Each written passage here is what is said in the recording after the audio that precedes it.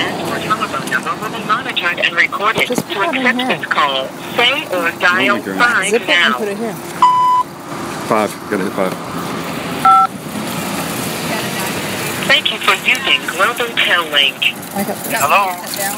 Hi. Hey, Free. We're at the world's biggest. Hey. We're at the world's biggest flea market, and it's kind of loud background noise, but it's always good to hear your voice. 7,000 vendors. Oh, okay. Yeah, if you're, if you're somewhere where it's not really convenient and you want to pass on taking the call, that's always fine. And plus, I told you I'm very mindful about so many calls I'm making, but I thought we wanted to get through, at least I wanted to get through this 3552, maybe the whole thing, and do that as soon as possible as a backup for the radio show and just for you to have as well, because I won't be able to go into this much detail in 15 minutes on the show, obviously. Yeah, you know what I'm doing is you have a web page on Year of Jubilee, and I'm showcasing the first 2 that we went through. I'm calling it Part 1. Free Lazor discusses the details of his case, and then last night was Part 2. And then I do think it's good, and I'm putting it right at the top of your webpage because for people that want to know the details of everything, these are the videos that I'm pointing them to. So they are important, I think, for bringing people up to speed. The only challenge I got right now, is a lot of wind noise, and I'm in a really loud place. So I will be home tonight, probably in a couple of hours, 2 or 3 hours, something like that. Okay. I wouldn't be able to try tonight, but if it's probably not the best of conditions to do this, I can just wait until tomorrow or the next day, whenever I get my phone access. I've gotten a lot of access lately, but it isn't always this way. So, it varies, and we never know when it's going to vary. Yeah, actually, I'm going to be in the truck probably in 7 minutes. We're walking to the truck now, and once I get to the truck, everything is good. It's quiet, and we can do it. Is it possible to call me back in like maybe 5 to 7 minutes? I'm not sure. I have to give up the phone to somebody else, and then maybe somebody else. And so by the time those two somebody else's are done and somebody else might be signed up for it, I have no way to know that at this point. Okay. I may not be able to, but that's okay. Okay. I mean, another option is you just go for it right now, and it's not all that noisy, really. I mean, I'm walking to the truck, but I think I can still hear your voice. So if you want to go for it, we'll make the best of the situation. And when I get to the truck, I'll just put the receiver in the middle console, and it'll get you really loud. Okay, good. Okay. Let's go ahead. Number 23 on the list of the 3552. This is writings, documents that belong to me that were not on any warrant. As I said earlier, they just seized whatever they wanted to, and my attorney let them get away. Not only let them do it, but he refused to challenge it at all, lying to me and telling me that there was no such thing as challenging seized evidence anymore on a search and seizure, illegal search and seizure basis. But what they did is they took some things where I could have proved by those documents. They took thousands of pages of documents of mine. None of those were on warrant. And I could have proved with a lot of that stuff that a lot of the DA's and police's statements were outright lies. I could have proved a lot of things about my background and history. None of that got to come in that was positive. And I could have proved certain things that went right to the heart of some of their so-called evidence, their fabricated evidence that I got convicted on.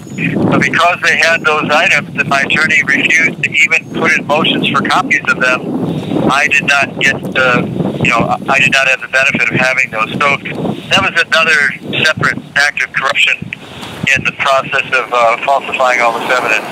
There was here's another one, number 25. There's a dated cash register receipt that absolutely proved outright perjury by one of the friends of the guy that I shot. They had 2 of those friends, or 3 of those friends, come in and testify against me, and they were all groomed and suborned by the prosecution for months ahead of time as to what to say. And I had a receipt where I purchased something, there was a date on it, and it absolutely proved that the existence of, I can't remember what it was for right now. It's in the 3552, though. It's all explained. I've got this in front of me, but I don't have time to go through it without wasting all the phone time. But that receipt absolutely proved, and I brought it up on the stand, and my attorney wouldn't bring out the physical receipt and show anybody, wouldn't put it into evidence for the jury. So all he did was ask me if I had a receipt. So the jury never even understood what any of that line of questioning was for. And there were a lot of things like that. So he withheld that again, and he said he just refused to let me, not only refused to let me prove perjury by anybody on the DA side, any of the state's case against me, but he wouldn't let me say hardly anything in my favor on the stand, under the threat that he would pull me off the stand and would not let me testify any further, and that I would definitely get convicted if that happened. And he did, in fact, pull me off the stand on a couple of occasions and grilled me at one point, saying, "You are going to go back on the stand and say that they didn't do this, that they didn't lie about this, and you're going to say this, or else he wouldn't let me take the stand." So I kind of hemmed and hawed with his questioning and kind of, I guess, sort of response from me, which is very unusual for me to do, but I was under so much pressure from him and the threat of that. And he also had the threat constantly over my head that saying that I was on bail only because of him, his connections in the system, otherwise I'd be thrown back in jail. The 10 days I was in jail were so horrific, such a shock to my life, that I just would do just about anything to stay out of jail again, not realizing that had I gone back to jail, I would have learned so much from the other people, the other prisoners, that I would have found out that I could have gotten rid of him as my attorney. So, moving on to the next item, 26. Tape-recorded police interview of a witness against me named Donna Fernandez. She lied about saying that I had said some negative things about John Allred that were never stated, and there was a police tape that was a recorded interview done months earlier before the trial, and on that tape she said absolutely that nothing like that ever happened. So the police took those tapes and destroyed them to make sure that we didn't have access to that information that proved that they had suborned that perjury from her and that she perjured herself on the stand. I later found out she was involved in a lot of drug situations with the law, and that, as far as I know, she was given immunity and given some kind of a deal for making the false statements against me. And we know for a fact another one of Allred's friends he was an ex-felon from Texas that was out here in California, and he carried a gun with him all the time, and he admitted it on the witness stand in my trial, and yet he never got charged or anything with it. So we know that he was given some kind of... This call and your telephone number will be monitored and recorded. ...for that by the prosecution. None of this stuff was ever known. None of this stuff was known to the jury. Most of it was not known by me at that time. It was stuff I dug up later. Okay, now I move into a little bit different area, number 27 out of the 32, factual status and events, falsified, concealed, and supplanted with fabrication. So this isn't items themselves exactly, but this was just other fabrications that they put in the trial that were very significant. They kept saying that my bedroom in my home was a pantry, and that it wasn't even a room or a bedroom. And they stated that, I think it was like 300 and some times, to really drive it in the jurors' heads to say, not only was this not my own home, but that there was no bedroom there for me, and that further proved that it wasn't my home. So these are all just fabrications by the prosecution, prosecutor himself, and police. Number 28, shooting scene was my home and residence. We talked about this, Rudy, but I don't know if it was in these sessions that we have here to put on the air together. So I'll state again that the DA argued and fabricated evidence that this wasn't even my residence, that I had lived there, that I had moved out and was only used, I had the home in my possession to some degree and was renting it out to other people.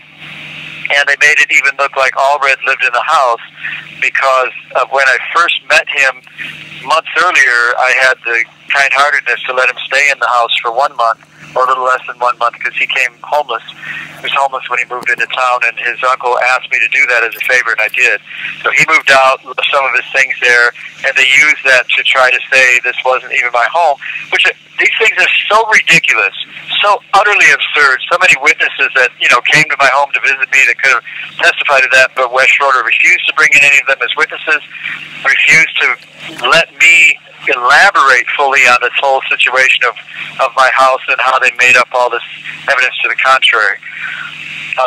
If I hadn't had an attorney that was working against me, they knew none of this stuff could have even been presented, because then it made them look like fools. Next item, number 29. Allred, the man I shot, violently stalked me for about a month and a half, had made death threats to me. He attacked me 2 different times. One of the times on December 20th, 1982, just a short time before the shooting incident that he died from. On that date, we were in public. Paul Garnier insisted on me meeting with him at a restaurant called Billy G's in Los Gatos. I was on the opposite end of the table. Him and Allred were on across the table from me, and Allred literally jumped up out of his chair, dove over the table, and grabbed me by the throat to choke me out, strangle me. Garnier was a very big man, probably about 400 pounds, and he had to pull Allred off me.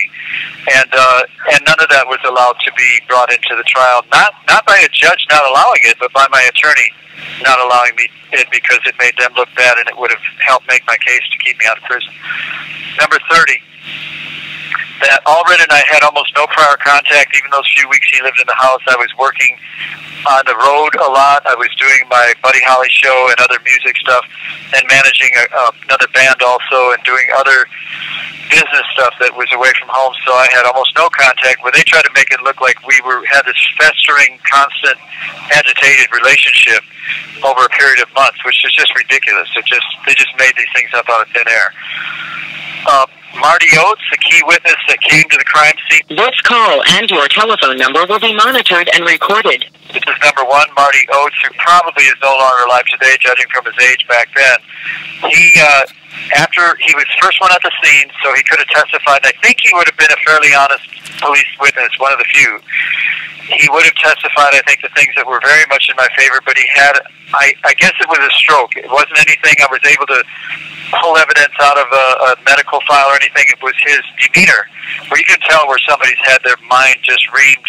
He had no memory of hardly anything, and some of his memory was put back together by the police feeding him information about what they wanted him to say, and that information never came before the jury. That alone could have gotten my case thrown out, and should have, if an attorney had been working for me and fighting for me to get acquitted.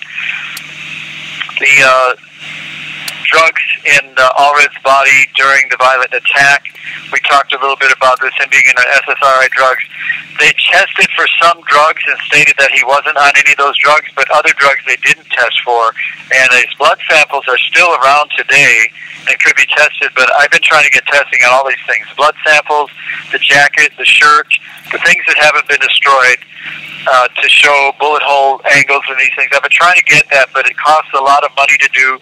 I had that all set up at one point and even paid some agency to do some of this, and I paid some attorneys to do it. Those attorneys just took the money, kept it, didn't do a thing, and then got busted later for committing fraud with about 100 clients like me. And only the lead person that took that to the state bar and to the California Supreme Court that handles disbarring of prisoners, he got paid back his money. The rest of us didn't. So all that money I spent years getting together for this went down the drain, and I never was able to get enough money to redo that again, because I was paying other attorneys for things like parole hearings and psych reports and these kind of things for the parole board.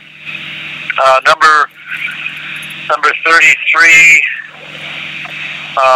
Some of the stuff is getting kind of thinned out. It's not as impactful as the original stuff, so I think I'll skip over some of it and let anybody that wants to get into every little detail, they can go to the 3552. 34, admission by police that the investigation was done to frame me. They didn't use that term, but they actually admitted on the witness stand, and my attorney was even bewildered that they answered it in the affirmative when he asked them, and he expected them not to answer in the affirmative. He asked them, did they handle the evidence? He was talking about particular critical evidence right at the core of the matter. Did they handle it with the idea in mind that I was guilty, and not with an open mind that it might have been Allred's fingerprints or Allred's blood and not mine, that sort of thing? And they openly stated, yes, we only focused on it being Lazor's. And you have 60 seconds remaining. But he didn't make any reference to that in the closing argument, so it kind of faded away, and I think the jury forgot about it. It was stated in open trial. It's on the transcripts. My whole testimony, everything I testified to, was tainted by months of coercion, 8 months of coercion to be exact, by my defense attorney to tell me, you won't get on the stand and say this, you will say this, you won't say this, and you can only answer these yes or no's to most of my questions. And when I went out about... You have 30 seconds remaining. Try to explain things, because there is no yes or no answer, or there's traps with yes or no answers.